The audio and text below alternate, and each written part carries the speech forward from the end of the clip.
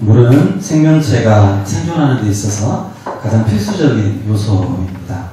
사람 몸의 몇 프로가 물로 이루어져 있다고 하죠? 70% 정도 물로 이루어져 있습니다. 밥을 안 먹어도 상당히 오랫동안 살 수가 있는데 물을 안 먹으면 훨씬 이제 생명이 빨리 소진되게 되는 것이죠. 물은 정말 필수적인 요소이고 이 우리가 살아가는 지구에 이 생명체가 살 수가 있고 우리 인간들이 살 수 있는 이유가 뭐가 있기 때문에요? 물이 있기 때문에 그렇습니다. 다른 별, 온 우주에 별이 엄청나게 많잖아요. 뭐 수천억 개 곱하기 수천억 개, 그러니까 셀 수 없는 많은 별이 있는데 왜 다른 별에서는 생명체가 살 수가 없을까요? 물이 없기 때문에 그렇죠. 물이 없기 때문에 하나님께서 이 지구 위에 아름다운 자연을 만드시고 이 생명들이 살 수 있는 물을 허락해 주셨다는 것이죠. 물이 부족하면 큰 어려움을 겪습니다. 식물과 농작물들이 제대로 자랄 수가 없고 또 그것을 먹고 사는 동물들도 살기가 힘들어지죠. 지금 우리나라가 가뭄 속에서 좀 어려운 가운데 있는데 이 소양강 댐 소양호가 바닥이 지금 드러난다고 그런 뉴스가 지금 나오고 강화도 또 강원도 충청도 여러 지역에서 가뭄 때문에 많은 어려움을 겪고 있습니다. 어제 좀 비가 오긴 왔어요. 어제 좀 오긴 와서 약간은 회갈이 됐는데 아직도 좀 부족한가 봅니다. 그래서 하나님께서 속히 은혜의 담비를 이 땅 가운데 내려주시기를 원합니다. 세계 곳곳에서 이 물 때문에 많은 어려움을 겪습니다. 중국 북부 지역에서는 사막화가 진행이 되면서 약 4억 명의 인구가 가뭄에 시달리고 있다고 합니다. 4억이면 어마어마한 인구인데 갈수록 이렇게 사막이 늘어나고 물은 없고 그러니까 살기가 정말 어렵다고 합니다. 또 엘니뇨 가뭄이라는 그런 가뭄이 지금 세계적으로 있다고 하네요. 동남아시아, 인도, 또 아프리카 여러 등지에서 가뭄이 지금 많아져서 사람들이 큰 어려움을 겪고 있습니다. 물이 없으면 심지어는 나라가 망하는 일도 종종 생긴다고 합니다. 옛날 고대 사회에서는 농경이 삶의 중심이었기 때문에 몇 년씩 이제 가뭄이 들고 비가 안 오면 큰 나라도 망하는 일이 종종 있었다고 합니다. 그래서 반대로 물이 풍부한 지역에서는 문명이 발달하고 나라가 막 부흥하는데 물이 없으면 나라도 막 이렇게 망해버리는 것이죠. 4대 문명의 발상지가 다 큰 강 옆에 있었죠. 큰 강이 있으니까 그 물 때문에 풍족하게 사람들이 살면서 문명이 막 이렇게 발달을 한다는 것이죠. 우리나라에서도 삼국시대 서로 삼국이 막 심하게 싸웠잖아요. 뭘 차지하려고 많이 싸웁니까? 예, 한강 유역을 서로 점령하려고. 이 한강을 딱 잡으면 아주 그 나라가 힘이 세지는 것이죠. 수자원도 있고, 농작물에 물도 될 수가 있고, 교통도 한강을 통해서 편리하게 다닐 수가 있고, 그래서 이 물이 한 나라의 운명을 좌우하는 그런 큰 요인이 되는 것이죠. 그래서 이 물이 없으면, 물을 마시지 못하면 한 나라도 힘들고 개인도 갈증 때문에 힘들 수밖에 없는 것이죠. 오늘 본문에 보니까 예수님께서 제자들과 함께 여행을 하시다가 이 물을 드시지 못하셔가지고 우물가에 털썩 주저앉으셨습니다. 이 제자들은 마을로 들어가서 먹을 것을 구하러 들어갔고 예수님께서는 너무 피곤하시고 너무 갈증도 이렇게 있는데 이게 우물에서 물을 떠드실 그릇이 없는 거죠. 그래서 이렇게 피곤한 상태로 계시는데 한 여인이 물을 기르러 나오는 것입니다. 그래서 나에게 좀 물을 좀 달라. 예수님께서 물 좀 달라고 하니까 여인이 당신은 유대인이면서 사마리아 사람인 나에게 왜 물을 달라고 하느냐. 그러니까 이 유대인들은 평소에 사마리아 사람을 별로 안 좋아했거든요. 막 무시하고 막 천시하고 막 그랬습니다. 같이 이야기도 안 하려고 그러고 막 이렇게 따돌렸기 때문에 사마리아 사람들하고 유대인 사이가 아주 안 좋았어요. 근데 예수님은 유대인이시고 이 지역은 지금 사마리아 지역이거든요. 그러니까 사마리아 여인이 저 유대인 남자가 평소에는 우리를 무시하더니 나한테 지금 물 달라고 하네? 그러니까 주기가 싫어가지고 평소에는 뭐라고 하더니 그러느냐 이렇게 안 주려고 탁 쏘아붙인 것이죠. 근데 예수님께서 그 말씀을 들으시고 내가 누구인지 알았다면 당신이 나에게 생수를 구하였을 것이다. 이 우물물을 먹는 자는 다시 목마르겠지만 내가 주는 물은 영생하도록 솟아나는 샘물이 될 것이다. 그런 말씀을 주십니다. 이게 무슨 말일까요? 이 여인은 그 육체의 갈증을 해소할 수 있는 물을 기르러 왔는데 예수님께서는 영혼의 갈증, 영적인 문제를 해결해주는 영혼의 생수를 내가 주겠다. 그러한 말씀이신 것이죠. 우리 육체에 물이 생명이지만 영적으로도 우리 영혼의 이 생명수가 공급이 되어야 우리가 살아갈 수가 있다는 것이죠. 영적으로 생수가 되는 게 뭘까요? 우리가 영적으로 이 생명수, 우리에게 생명수가 뭘까요? 이 에레미야 2장 13절 말씀에 보면요. 내 백성이 두 가지 악을 행하였나니 곧 그들이 생수에 근원되는 나를 버린 것과 스스로 웅덩이를 판 것인데 그것은 물을 가두지 못할 터진 웅덩이니라. 이스라엘 백성이 생수에 근원되는 하나님을 버렸다. 그래서 우리에게 생수에 근원되는 분은 바로 하나님이시라는 거죠. 생수에 근원되는 하나님을 버리고 스스로 웅덩이를 팠다는 것입니다. 스스로 물을 얻으려고 막 웅덩이를 팠는데 그 물들은 물이 고이지 못하는 밑으로 다 새버리는 터진 웅덩이라는 것입니다. 그러니까 세상 속에서 어떤 만족을 찾으려고 하면 일시적인 잠깐의 만족을 주지만 그것이 밑으로 다 새버린다는 것이죠. 진정한 영혼의 만족을 얻을 수가 없다는 것입니다. 생수의 근원 대신 하나님께로 와야 우리 영혼의 생수를 얻을 수가 있다는 것입니다. 요즘 하도 가뭄이 드니까 이 사람들이 막 뉴스에 보니까 기부제를 지내기도 합니다. 하도 막 답답하니까 막 하늘에 모에다가 막 음식 쌓아놓고 막 절하고 막 제사 지내면서 막 비를 내려달라고 얼마나 속이 타고 이제 길이 안 보이니까 답답하니까 이제 그럴까 이제 이해는 되기도 하는데 생수의 근원은 하나님이신데 저런 것들을 버리고 주님께로 돌아와야 우리 육체에도 하나님이 비를 주시고 우리 영혼에 생수를 주실 것인데 그런 마음이 듭니다. 생수의 근원은 하나님이십니다. 자, 그리고 또 우리에게 영적 생수가 되는 분은 누구일까요? 바로 성령님이십니다. 성령님. 요한복음 7장 우리 뒤로 가서 앞으로 가면 요한복음 7장 37절 같이 한번 읽어보겠습니다. 요한복음 7장 37절부터 39절 말씀 다같이 시작. 명절 끝날 곧 큰 날에 예수께서 서서 외쳐 이르시되 누구든지 목마르거든 내게로 와서 마시라. 나를 믿는 자는 성령의 이름과 같이 그 배에서 생수의 강이 흘러 나오리라 하시니 이는 그를 믿는 자들이 받을 성령을 가리켜 말씀하신 것이라. 아멘. 성령님께서 생수가 되신다는 것이죠. 예수님을 믿는 자는 그 배에서 생수의 강이 흘러나온다. 성령님이 임하셔서 생명수가 되어주신다. 그런 말씀이시죠. 자, 성령님이 안 계시면 마치 물이 없어서 내가 막 갈증에 타고 물이 없어서 죽어가는 것처럼 내 영혼이 그렇게 힘을 잃어버린다는 것이죠. 성령 충만하지 못하면 자꾸 영적으로 침체가 되고 뭔가 부족한 것 같고 갈증이 생기고 이 목마른 영혼처럼 허덕이게 된다는 것이죠. 비가 안 오면 이 땅에 가뭄이 들듯이 성령으로 내가 채워지지 못하면 성령님이 주신 은혜를 받지 못하면 영적인 가뭄에 빠진다는 것입니다.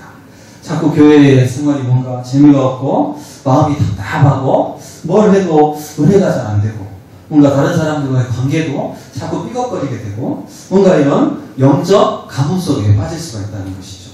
이 물이 갈증을 해소시키는 그런 역할을 해주듯이 성령께서 우리 영혼의 갈증, 우리 인생의 갈증을 해소시켜 주시고 허무함을 물리쳐 주시고 삶을 역동적으로 살아갈 수 있는 그런 에너지를 우리에게 허락해 준다는 것이죠.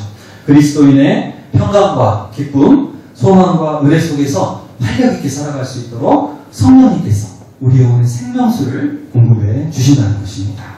그리스도인의 그 승리의 비결은 바로 성령 충만한 생활인 것이죠. 자, 그런데 어떻게 그 성령을 우리가 받을 수가 있을까요? 이미 우리 안에는 성령님께서 임재해 계시죠? 이미 우리 안에 들어와 계십니다.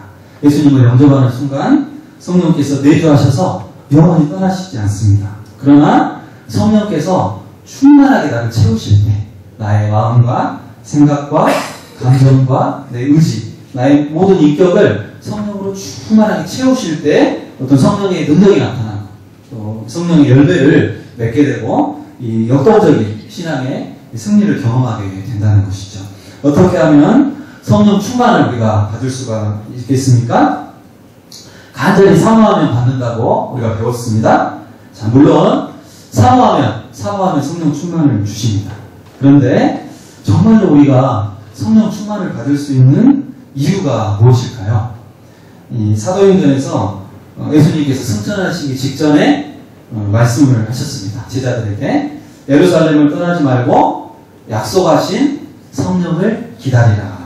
너희가 몇 날이 못되어 성령으로 세례를 받게 될 것이다. 그래서 제자들이 그 말씀대로 순종해서 간절히 다락방에 모여서 기도하다가 열흘 정도 지나서 이제 성령의 충만을 경험하게 됩니다. 자, 예수님께서 너희들이 열심히 사모하면 성령을 받을 것이다.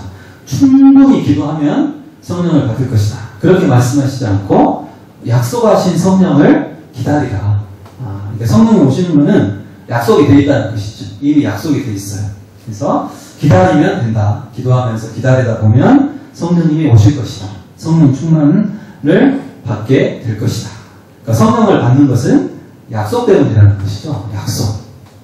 우리가 열심히 막 기도해가지고 기도의 분량을 막 이만큼 채워가지고 성령 충만을 받는 것이 아니고 너희들에게 성령을 주시겠다라고 하는 약속 때문에 성령 충만을 받는다는 것입니다. 그 약속은 무엇일까요? 사도행전 2장 38절에 보면 베드로가 이르되 너희가 회개하여 각각 예수 그리스도의 이름으로 세례를 받고 죄의 사함을 받으라. 그리하면 성령을 선물로 받으리니. 그러니까 너희가 회개하고 너희 죄를 회개하고 예수 그리스도를 너희가 믿으면 성령을 받을 것이다. 이것이 바로 하나님의 약속이라는 것입니다. 결국 우리가 성령을 받는 것은 예수님 때문에 받는 것이죠. 예수님께서 우리 죄를 위해서 십자가에서 죽으시고 부활하셨기 때문에 우리의 모든 죄가 사해졌기 때문에 성령 충만을 받을 수가 있다는 것입니다. 이 성령님은 거룩하신 하나님이신데 어떻게 죄인의 심령에 성령님 오실 수가 있겠습니까? 예수님께서 우리 죄를 다 사해 주셨기 때문에 거룩해졌기 때문에 성령께서 우리에게 오실 수가 있다는 것이죠. 우리가 성령 충만을 받는 것은 우리의 기도나 우리의 노력이 아니라 철저하게 예수님의 공로 때문인 것입니다. 성령 충만은 예수님 때문에 받는 것입니다. 예수님을 온전히 마음에 영접하고 주님으로 모시면 자연스럽게 성령 충만을 받을 수가 있습니다. 그러니까 내가 복음을 정확하게 이해하고 말씀을 통해서 예수님이 이런 분이시고 나에게 이런 일을 해주셨구나. 마음 가운데 복음을 확정하고 믿으면 예수님을 영접하면 자연스럽게 성령님께서 오신다는 것이죠. 여러분 우리가 성령 충만한 것이 성령 충만을 받는 것이 하나님의 뜻일까요? 아닐까요? 하나님의 뜻이죠. 너희가 성령의 충만을 받으라. 여러 번 고민하시거든요. 성령 충만 받는 것은 하나님의 뜻입니다. 그러면 하나님의 뜻대로 하는 기도는 다 어떻게 된다고 그랬죠? 너희가 하나님의 뜻대로 하는 기도는 다 응답받을 것이라고 그랬거든요. 그러니까 결론적으로 하나님 뜻대로 하는 기도는 분명히 다 100% 응답해 주신다. 근데 성령 충만 받는 것은 하나님 뜻이다. 그러면 당연히 우리는 기도하면 성령 충만을 받는 것입니다. 당연히 받는 것이죠. 성령 받으려고 발버둥을 쳐서 받는 게 아니고 막 금식하고 철회하고 막 뭔가 뭘 해서 받는 게 아니고 자연스럽게 받는 것이죠. 자, 그러면 또 의문이 듭니다. 그럼 엄청 쉽네. 성령 충만 받는 게 엄청 쉽는데 근데 실제로 우리 삶 가운데에서 그럼 왜 우리는 항상 성령 충만하지 못할까? 내 생각처럼 왜 나는 항상 성령 충만을 쉽게 못 받는 것처럼 느껴질까? 우리는 다 예수님 믿고 영접했는데 왜 우리가 성령 충만하지 못하는가? 그 이유가 무엇일까요? 오늘 예수님께서 이 여인에게 뭐라고 말씀하시나요? 이제 15절에 보니까 예수님과 대화하던 여인이 생수를 달라고 이제 하는 것이죠. 예수님께서 처음에 물 좀 달라 했는데 여인이 뭐라고 쏘아붙이니까 네가 내가 누군지 알았다면 나에게 생수를 구했을 것이고 내가 너에게 생수를 줬을 거야. 영원히 마르지 않는 이 생수를 줬을 거야. 그러니까 15절에서 이제 여인이 그런 물이 있다면 저에게 달라고 나도 그 생수를 얻고 싶습니다. 그러니까 예수님께서 뭐라고 하십니까? 나를 믿어라 이렇게 하시지 않고 네 남편을 불러오라 그렇게 말씀하시죠. 네가 성령의 생수를 얻고 싶으면 성령 받고 싶으면 남편을 불러와라. 우리도 성령 충만을 받으려면 남편을 불러와야죠. 남편을. 여자분들은 빨리 가서 댁에 가셔서 남편을 데려오셔야 되고 우리 남자들은 어떻게 해야 될지 모르겠어요. 남편이 없는데 남편을 어떻게 불러와야 됩니까? 자, 이게 무슨 말일까요? 여기는 남편이 몇 명이나 있었습니까?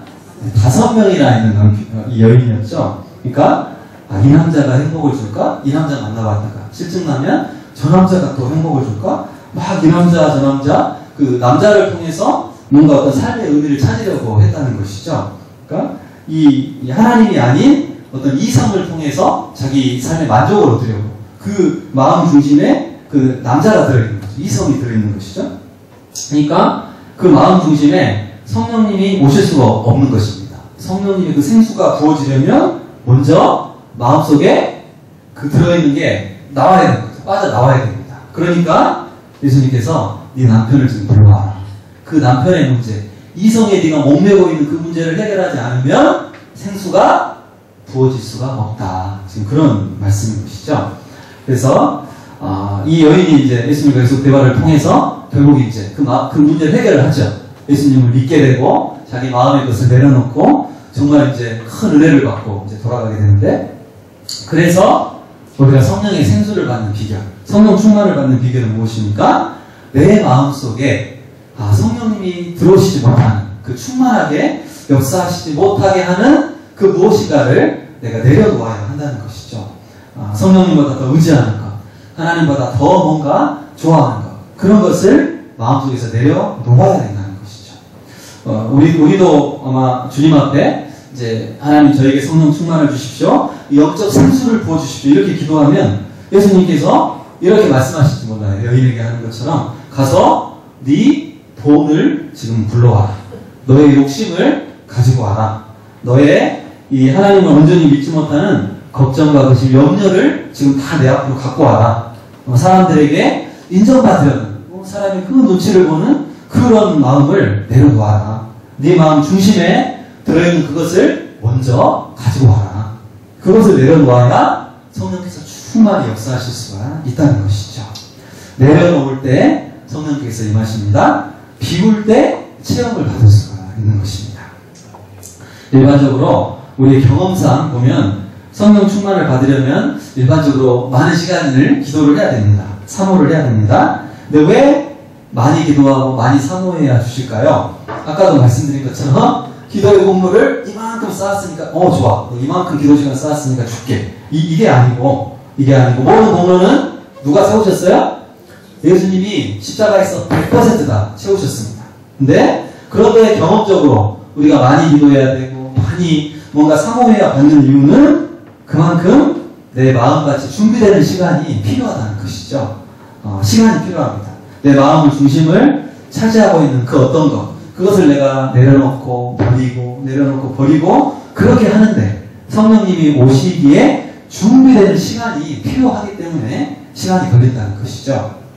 만약에 정말 내가 마음을 빨리 주님 앞에 빨리 비우고 빨리 내가 내 마음을 청소를 해놓으면 그만큼 하나님께서 빨리 주실 수가 있는 것이죠. 왜 마음같이 준비되어 있는데 왜 하나님께서 괜히 시간을 많이 그렇게 연장을 하시겠습니까? 빨리 성령 받아가지고 빨리 나를 사용하시고 싶어 하시는데, 복음도 전하고 영적인 일을 막 이루시고 싶어 하시는데 하나님께서 시간을 괜히 연장시키실 필요가 없는 것이죠. 내가 내 마음의 어떤 욕심이나 내 마음에 뭔가를 주님을 방해하는 것을 빨리 내려놓을수록 성령의 충만을 그만큼 빨리 받을 수가 있는 것입니다. 여러분, 복음의 핵심은 주인을 바꾸는 것입니다. 복음의 핵심은 내가 주인이었다가 예수님이 주인 때도 하시는 것이 진정한 믿음인 것이죠. 내가 주인 되어 살아가고 있는 그런 부분들을 내가 하나씩 내려놓을 때 이 성령께서 충만하게 임재하시는 것입니다. 만약에 내가 주인되어 있는 상태에서 성령의 충만이나 성령의 은사를 받아버리면 여러분 어떻게 될까요? 좋은 결과가 될까요? 여러분 내가 주인되어 있는 부분이 많이 있는데 하나님 막 성령의 은사와 능력을 부어주시면 어떻게 되겠습니까? 막 그거 가지고 이제 내가 얼마나 훌륭하니까 이런 거 주신 게 아니겠어 하고 막 교만하고 막 그거 가지고 이상하게 자기 욕심을 위해 은사를 막 써버리고 실제로 그런 이제 잘못된 길을 가는 사람이 그런 사람들이 종종 있는 것이죠. 그래서 정말 성령의 충만은 내 마음의 주인을 온전히 주님으로 온전히 모시고 내가 주인되어 있는 부분들을 내려놓을 때 정말 주님께서 기뻐하시는 성령의 충만이 임한다는 것입니다. 여러분 성령의 충만을 받기를 원하십니까? 아멘. 저도 받기를 원합니다. 네, 그렇다면 다시 복음으로 우리가 돌아가기를 원합니다. 내 죄를 회개하고 나를 위해 죽으시고 부활하신 그 주님을 다시 한번 내 마음 중심에 가장 그 내밀한 내 마음의 그 성소 안에 주님을 다시 한번 모시기를 원합니다. 내 마음 중심을 차지하고 있는 어떤 근심, 걱정, 개인적인 어떤 욕망, 나의 세속적인 어떤 계획, 세속적인 어떤 가치, 그 어떤 것이든 그 마음의 것을 다 내려놓고 주님을 마음 중심에 모셔드리기를 원합니다. 그렇다면 은혜가 풍성하신 주님께서 다시 한번 놀랍게 성령의 충만함으로 그 성령의 그 생수를 우리에게 부어 주실 것입니다.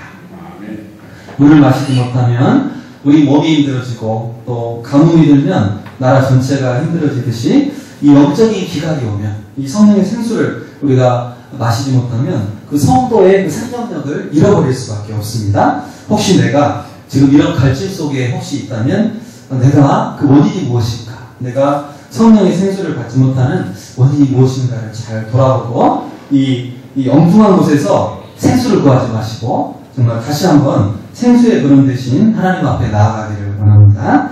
오직 하나님 앞에서 우리가 생명력으로 생수로 체험받고 성령의 충만함을 받아서 영적인 생명력을 누리며 활력있게 살아가시는 저와 모든 성도님들 되시기를 바랍니다. 할렐루야. 하나님 아버지 감사합니다. 하나님 우리에게 예수 그리스도를 통하여 정말 성령의 충만함을 주시고 성령의 생수를 경험하게 해주셔서 감사를 드립니다. 그러나 정말 우리가 세상 속에 살아가면서 정말 조금씩 정말 내 자신이 주인이 되고 어떤 세상의 다른 것들에 눈을 돌리다가 정말 영적인 기갈 속에 빠질 때가 있습니다. 하나님 우리를 불쌍히 여겨주시고 영적으로 잘 분별하게 하시고 정말 성령께서 임하시지 못하는 그 원인이 무엇인지를 잘 깨닫고 속히 마음을 내려놓고 비우고 다시 한번 성령으로 충만하게 될 수 있도록 주님 축복하여 주시옵소서. 우리 의심의 모든 교우들이 다 성령 충만하여서 정말 하나님께서 기뻐하시는 삶을 살고 주님 앞에 영광을 돌려드리는 복된 성령의 교회가 될 수 있도록 주님 축복하여 주시옵소서. 살아계신 예수님의 이름으로 기도하옵나이다. 아멘.